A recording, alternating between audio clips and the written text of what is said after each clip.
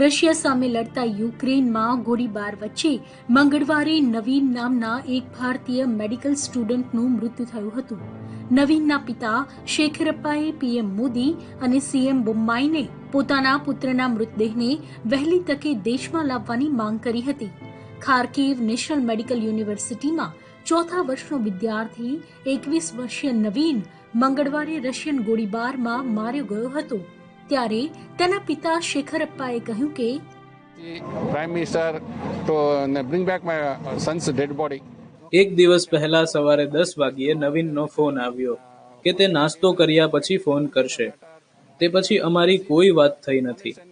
અમે તેને સવારે અનેક વાર ફોન કર્યો, પણ તેનો ફોન રણકતો રહ્યો, પણ કોઈએ ઉપાડ્યો નહીં. સાંજે 4 વાગ્યે અમને વિદેશ મંત્રાલય તરફથી અને ફરીથી 4:30 વાગ્યે પીએમ મોદીનો ફોન આવ્યો અને તેમની પાસેથી પુત્રના સમાચાર મળ્યા. મેં મારા પુત્રના મૃતદેહને શક્ય તેટલી વહેલી તકે પરત લાવવાની સૌને વિનંતી કરી છે.